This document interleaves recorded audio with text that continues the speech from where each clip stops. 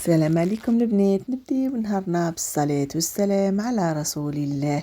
اليوم جبت لكم عيش حار بالخليع من صديف حبيباتي. قلت لها غير ما نجيب لكم الوصفه نحطها معاكم مع البرد هذا، الامطار والثلوج اللي راهي كاينه. جبت حبيباتي زوج حبات زراديه قطعتهم، الفت تعرفوا البنات يمد واحد البنه في العيش ما تصوروهاش. جبت زوج حبات بطاطا صغار ثاني قطعتهم.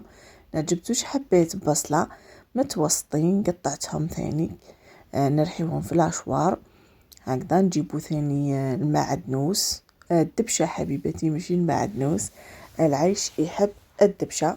درت فيها زوج حبات طماطم، ودرت نص قرن حار اخضر، موش حار بزاف حبيباتي هذا الاخضر هذا. ونسحقوا الحمص ونسحقوا طرف سكالوب والخليع حبيباتي اللي وجدناه في العيد يجي هايل. هنا درت زوج مغارف كبار تاع طماطم. البنات انا جربت لهنا طماطم عمور عجبتني هايله، تحمر المرقه تسخف وما ديريش ديك الحامضه وهذيك.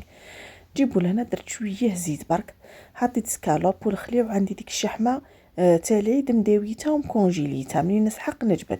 ولهنا هالي رحيت معاكم الطماطم والحار وذاك، ونلوحو الحمص تاعنا ونجيبو نص قرن الحار هذاك، ونجيبو الفلفل الاحمر الحار هذا. يا واش نقول لكم، واحد الحار وواحد البن. هذاك العيش ما نحكي لكمش عليه، خاصه عيش اسطيف ما فيه لا تعب لا والو، والبنه ما نحكي لكمش عليها.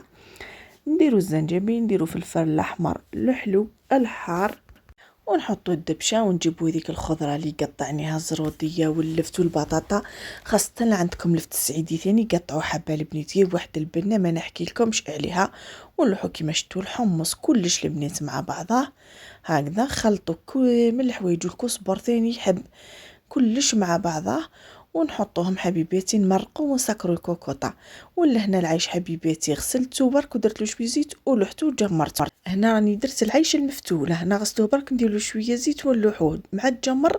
هاو كيفاش جا هايل مع الخليع. واش نقول لكم حبيباتي، خليكم حبيباتي مع العيش ودمتم في رعايتي.